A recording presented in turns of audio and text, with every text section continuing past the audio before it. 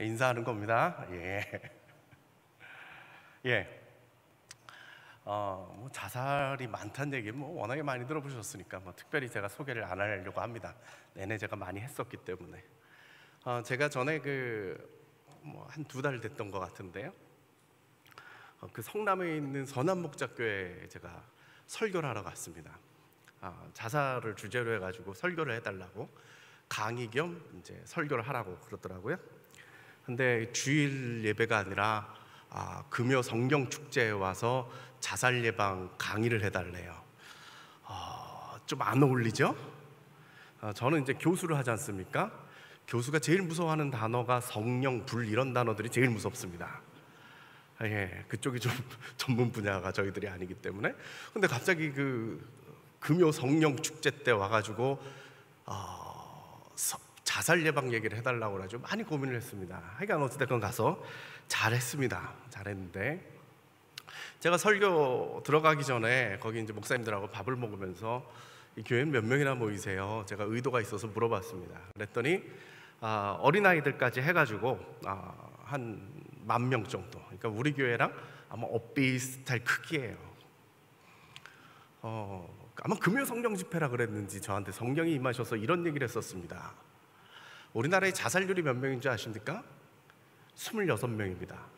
26명이 자살률이라는 얘기는 무슨 얘기냐? 인구 10만 명당 자살로 인해서 한 해에 죽는 사람 숫자가 26명이라는 겁니다. 제가 그 교회 가면서 설교 중에 이런 얘기를 했습니다. 여기 10,000명이 모여 있습니다. 10,000명이 모이는 교회입니다. 여기 한 해에 2명에서 3명이 평균 자살할 겁니다. 여러분 눈에 띄었습니까? 여러분 장례 참여해 보셨습니까?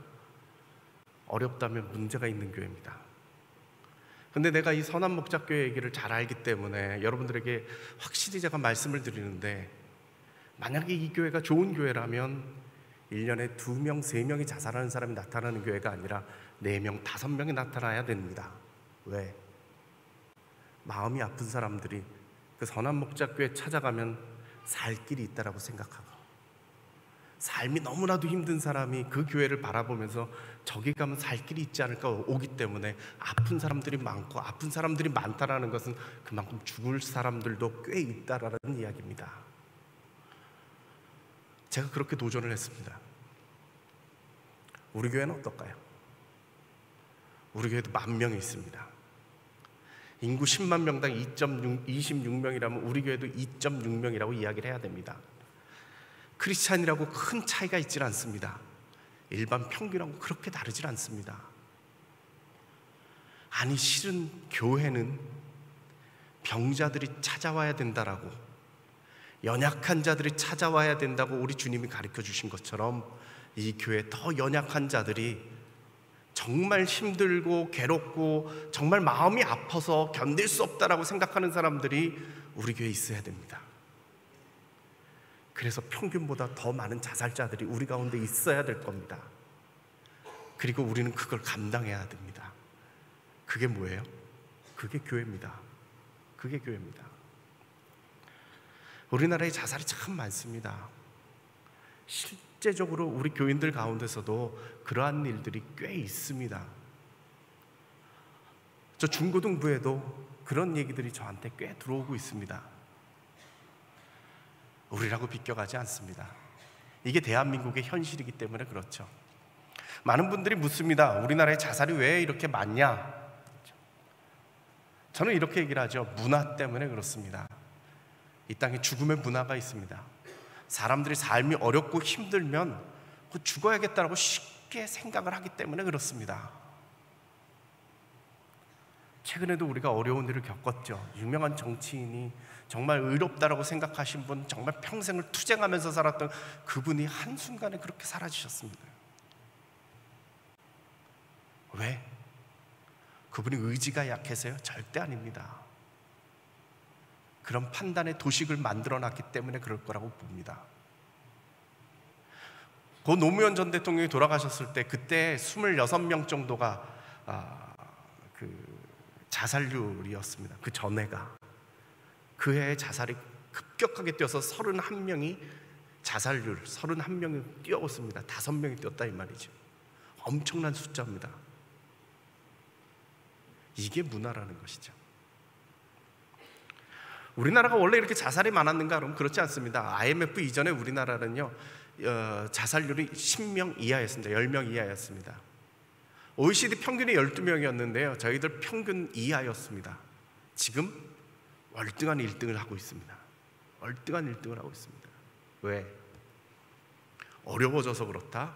절대 아닙니다. IMF가 딱 터지고 그 다음에 97년 11월에 IMF가 터졌죠. 98년도에 자살률이 18명으로 급격하게 뛰어올랐습니다. 그러나 그 이후에 점점 가라앉아가지고요 2002년도까지 계속 하향세를 그리다가 2002년도부터 오르기 시작한 겁니다. 이게 피크를 이뤘을 때가 2011년까지 계속적으로 올라갔습니다. 왜 그랬을까요? IMF 때문에 어려워서요? 아니요. IMF 이후에 우리에게 남겨진 생각이 하나 있는데 그건 뭐냐? 돈이면 다 된다라는 거죠. 인생이, 사회가 돈으로 귀결이 되고 말았습니다. 그래서 생명이라는 절대 가치가 돈이라고는 상대적 가치에 매몰이 되고 말았습니다. 그래서 돈이 절대적 가치가 되고 생명이 상대적 가치가 돼서 사람들이 돈이 없으면 죽어야지라는 생각을 했습니다. 너무나도 돈 버는 거에 매몰이 되다 보니까 우리가 너무 경쟁이 심합니다. 애들이 초등학교 때부터 경쟁을 하고 살아야 되는데 어른이 돼서 정말 죽을 때까지 그 경쟁 사회를 우리가 살아나가야 되는데 정글과 같은 이 사회를 살면서 사람들이 그럽니다. 내가 못 견디면 어떻게 하지라는 거에 대한 결말을 죽음으로 생각한다라는 거죠. 이게 우리들의 가치관이고요. 이게 우리의 문화입니다. 그래서 저는 이걸 뭐라고 부르냐? 죽음의 문화라고 부릅니다. 어떻게 이길 수 있을까요? 저는 공동체라고 생각됩니다. 우리가 같은 마음을 품으면 됩니다. 돈이 그렇게 중요하지 않아. 경쟁에서 이기는 게 그렇게 중요하지가 않아. 정글과 같은 이 세상을 우리가 살고 있지만 저놈을 죽여야 내가 살 수 있다는 그 생각을 가지고 있을지 모르지만 이걸 한꺼번에 딱 놓자. 그리고 이제 편안하게 살자. 오늘 성가대에서 불러준 그 찬양 중에 제 마음에 확 와닿았던 게 그럽니다. 욕심을 내려놓으면 평안이 온다, 평화가 온다. 그거죠. 우리가 왜 힘든지 아십니까? 서로 붙어서 싸우고 내가 이기지 않으면 죽어야 되니까. 이게 힘든 거거든요. 저는 그래서 이 자살 예방 운동을 하면서요 이 캠페인 문화를 바꾸는 사업을 계속 진행을 하고 있습니다. 여러분들은 이제 광성 라이프오프 이제 우리 교회 그룹만 생각을 하시는데 제가 대표로 맡고 있는 NGO가 라이프오프라고 해서 전국 조직입니다. 2012년도에 저희 단체 자랑을 좀 할게요. 2012년도에 저희가 처음 창립을 했습니다. 지금으로부터 6년 정도 됐습니다. 그 다음에 2013년도에 이 단체가 보건복지부 장관상을 받았습니다. 별로 한 게 없는데 1년 동안 뭘 했겠어요. 근데 장관상을 받았어요. 잘해보라는 얘기겠죠. 2014년도에 보건복지부에서 저희들에게 사업을 맡겼습니다. 그 첫 번째 사업이 무엇이냐? 걷기대회였습니다. 여의도에서 한강을 배경으로 해가지고 걷기대회를 하고요 벽화를 그렸습니다. 2015년도부터 저희가 중고등학교에 가서 생명보험 교육을 시킵니다. 저희들이 강사 양성을 해가지고요 교육을 시킵니다. 올해는 한 2만 명 정도 저희가 지금 1학기에 그 정도 교육을 시켰습니다. 그리고 그해 서울시 자살예방센터로부터 종교단체로서 사업을 같이 하자고 교회와 자살예방센터를 연결하는 그러한 사업들을 진행하고 있습니다. 2016년도에 중요한 사건이 터졌습니다. 제가 보건복지부 장관상을 받았습니다.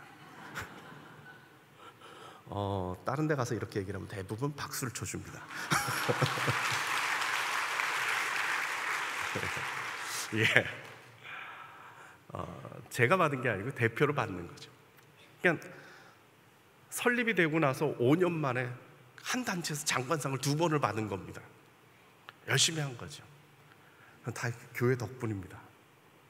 2017년도에 저희가 걷기 대회를 매년 하고 있었는데 그 해에 저희가 지역으로 나눴습니다. 그래서 작년에 우리가 파주 운정 호수공원에서 걷기 대회를 한 겁니다. 지역 운동으로 바꾼 거죠. 그리고 올해는 무슨 일이 벌어지느냐? 올해는 전국의 9개 지역에서 걷기 대회를 합니다. 우리는 지금 2,000명이 목표고요. 전국적으로는 35,000명이 저희 목표입니다. 어떻게 가능하냐? 이런 식으로 모으면 어렵겠지만 저희 이사로 영입된 교회들이 이 일을 감당하고 있습니다. 저희 이사장이 안양감리교회에서 안양시에서 10,000명이 걷습니다. 거기는 규모가 저희 교회보다는 그렇게 크지 않은 작은 교회라고 하면 안 되죠. 4,000~5,000명 정도 이렇게 모이는 교회입니다. 작년부터 안산에서 꿈의 교회 아시죠? 김학중 목사님. 거기서 20,000명이 모였습니다.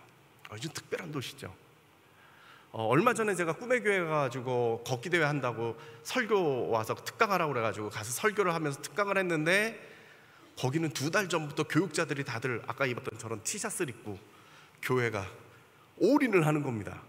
자기 교회 교인은 우리 교회랑 비슷합니다. 한 10,000명 정도 모이는데 20,000명 시민 20,000명이 모이게 하려니까 얼마나 열심히 하겠습니까? 20,000명이 모여서 합니다. 시 행사가 된 거죠. 여러분, 걷기 대회를 왜 하느냐 이런 궁금증이 생길 겁니다. 문화운동입니다. 생명문화를 일으키는 겁니다. 근데 재밌는 사실을 제가 발견했는데요, 이 지역으로 내려오기 시작하니까 무슨 일이 벌어지냐? 생명 네트워크가 열려요. 자살 예방과 관계된 분들이 다들 모이기 시작하는 겁니다. 요번에 저희가 행사를 준비하면서 정말 이 행사를 저기 아까 여기 나와서 찬양했던 10몇 명이서 준비를 하고 있는 겁니다. 2,000명 행사를 하고 있는데 얼마나 열심히 다니시는지 모릅니다. 파주시장도 같이 만나서 도와달라고 그랬더니 적극적으로 와서 인사말하고 돕겠다. 공문을 전체 기관 내에 보내가지고 지금 파주시 관련된 기관들은 다들 우리 행사에 어떻게 도와야 되냐고 연락이 올 정도입니다. 파주시 의회도 연결이 됐고요. YMCA, YWCA, 청소년 단체, 각 학교, 파주시 상공회의소, 정신보건복지센터, 서영대학교, 숭실사이버대학교 이런 데서 지금 같이 연결을 해서 할 겁니다. 우리 교회 행사가 아니라요, 파주시 행사를 하는 겁니다. 그러면서 우리가 외치는 거죠. 생명문화를 만들어가자. 생각을 바꿔보자. 당신만 하는 게 아니라 우리가 함께 이 일을 만들어보자. 이런 얘기를 하는 거죠.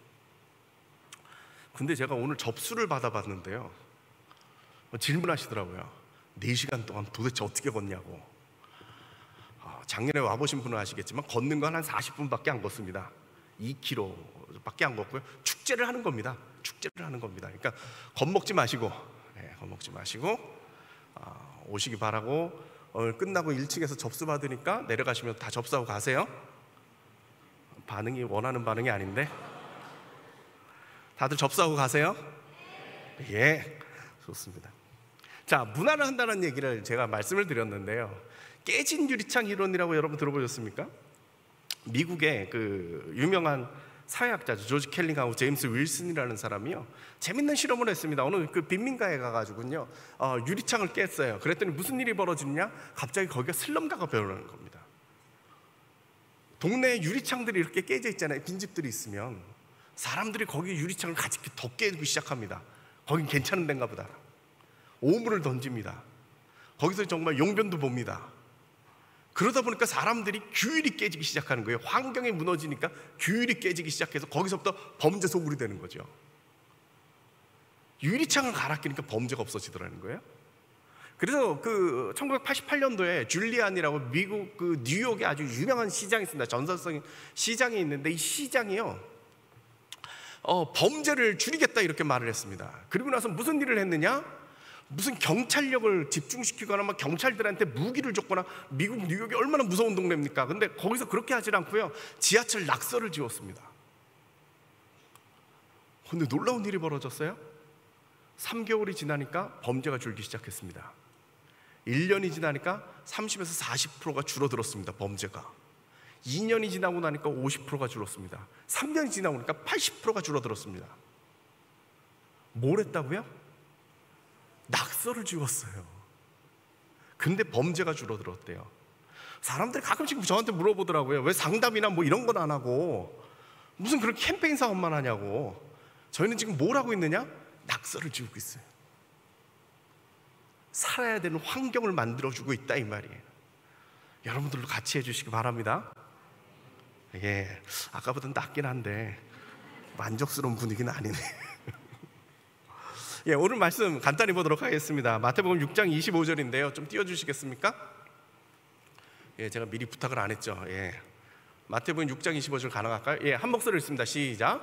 그러므로 내가 너희에게 이르노니 목숨을 위하여 무엇을 먹을까 무엇을 마실까 몸을 위하여 무엇을 입을까 염려하지 말라. 목숨이 음식보다 중하지 아니하며 몸이 의식보다 중하지 아니하냐. 아멘. 우리가 잘 아는 말씀입니다. 수도 없이 들어보셨죠?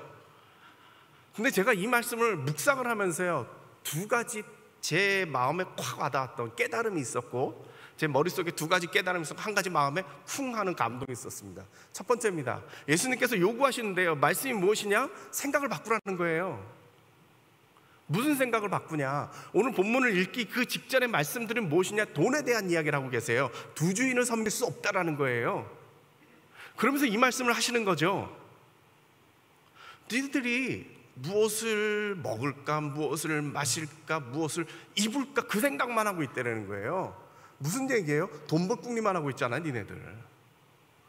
근데 중요한 게 뭐야? 먹는 게 중요해? 남들보다 더 잘 먹는 것, 남들보다 더 잘 마시는 것, 남들보다 옷을 잘 입는 것? 아니, 그게 중요한 게 아니잖아. 중요한 건 뭐예요? 목숨이에요. 너희들의 몸이에요. 본질을 놓치지 말라는 거예요. 우리는 가끔씩 그런 실수를 저질러요. 무슨 실수냐 하면요, 행복하게 살려고 돈을 벌다가 어느 날 돈 버느라고 행복을 쳐버려요.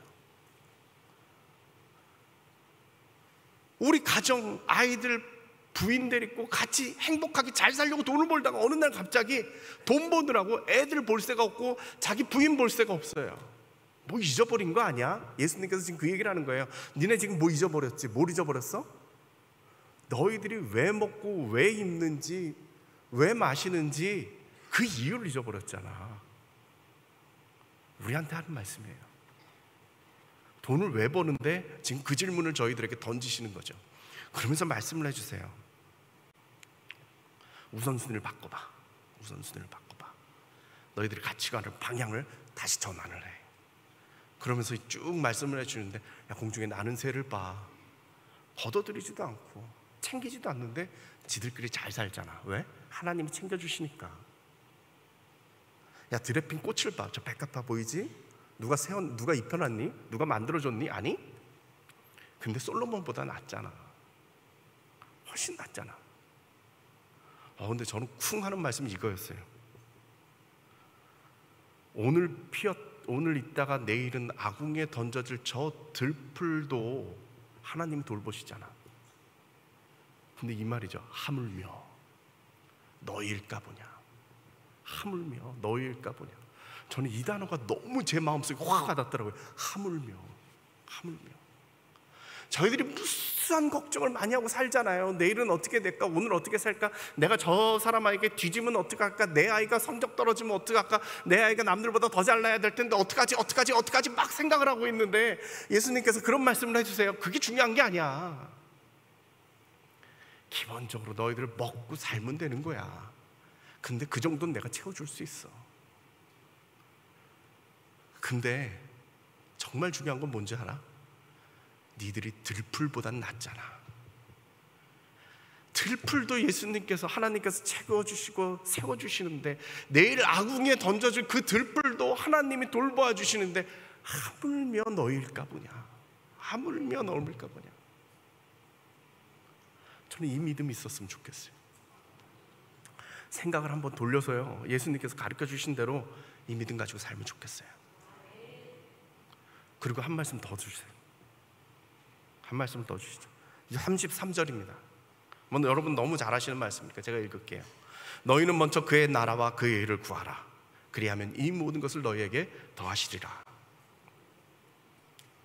너희도 생각 한번 바꿨지? 근데 끝이 아니야.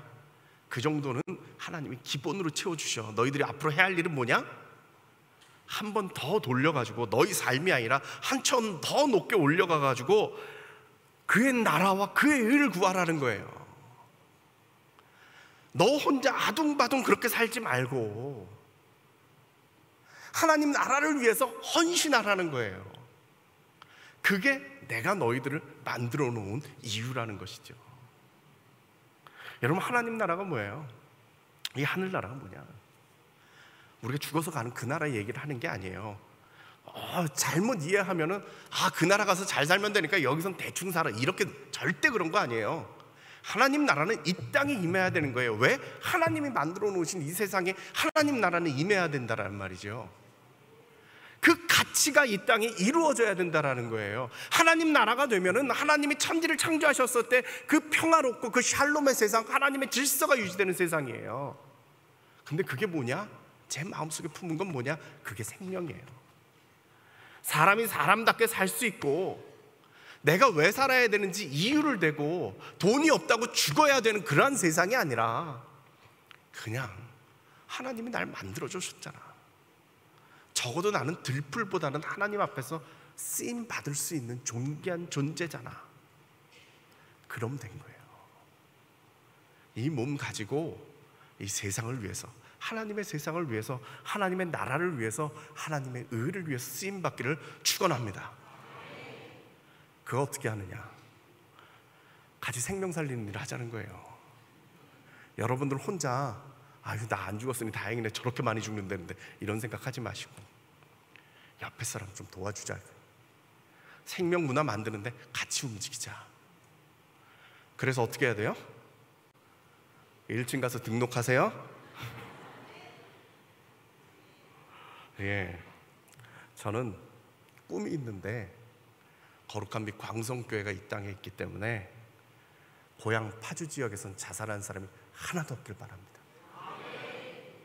우리 교회 통해서 정말 죽겠으면 저 교회 가면 살 길 있다, 저 교회에서 맨날 나와서 떠들고 소리치고 하는데 저 교회 가면 살 길 있다, 이 이야기들이 이 고향 파주 모든 사람들 귀에 다 들어가길 바랍니다. 그래서 그 사람들이요, 우리 교회 바라보면서요, 저기 가서 살아야지, 저기 가서 살아야지, 그러한 놀라운 역사가 이 땅에 이루어지기를 간절히 축복합니다. 기도하시겠습니다. 아버지 하나님, 살아계신 주의 그 귀하신 능력을 우리가 몸담아 살 수 있게 하여 주시옵소서.